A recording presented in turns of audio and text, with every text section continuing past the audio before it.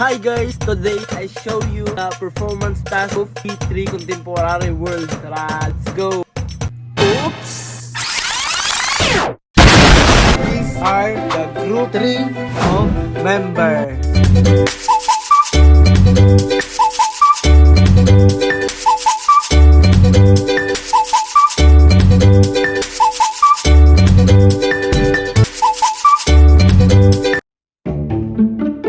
Pwede ka mag-introduce sa imong self, ma'am? Hi, I'm Precious Abigail Adning, 24 years old, and I'm currently working sa Dubai as caretaker. Ang first question, ma'am, is who made the decisions that you will work abroad?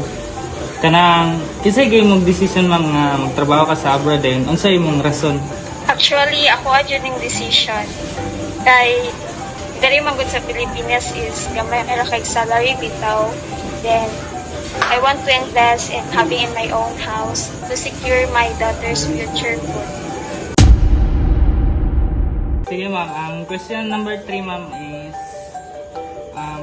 what particular foreign country are you working? Kanang gitrabaho ni mo ron, ma'am? Dayon, yun sa yung pagkakitaan na nga kuan, ma'am, nga lugar dira. Sa kuan ko sa Dubai, then Arab di siya na country. Dayon, I found this country through invitation sa akong tita na diri ko mag-work. Number 4, kanang, what is the nature of your work in foreign country and how do you find employer terms of treatment towards you? Kanang, unsay lang pagtrato sa imong ma'am, sa imong boss? Dere kay ang nature sa ko kay caretaker man. Then my responsibilities there is kanang including assisting, then caring sa mga tigulang bitaw, then helping okay. sa patients, the other daily activities, monitoring their well-being and preparing meals. They provide a clear instruction also. They respect my rights as a worker and offer support when I need it. Bali nasa dahil sila, butan sa dahil sila sa imong ma'am, din nasa respeto. Sige ma'am.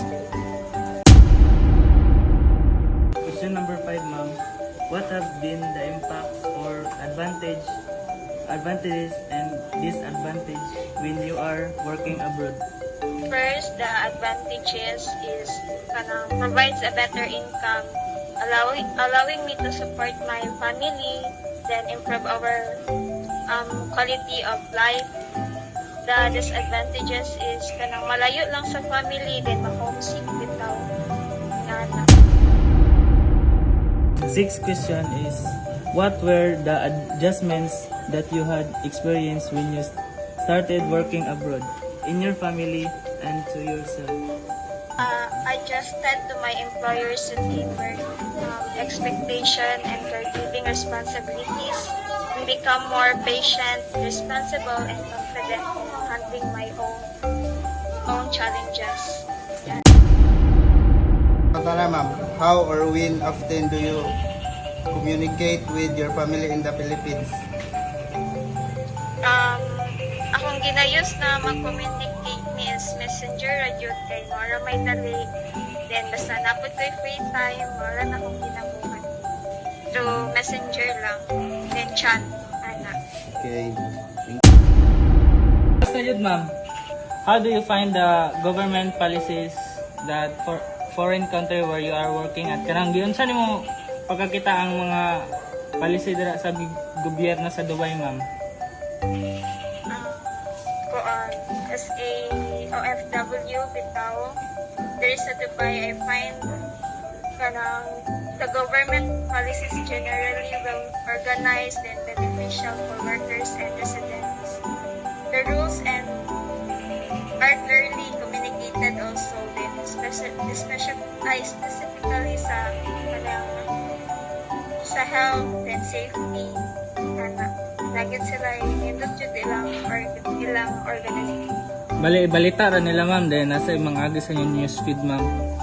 Yes, anak lang siya. Okay, ma'am. Thank you, ma'am. Oro to, ma'am. Thank you kay sa mong oras, ma'am. Salamat po.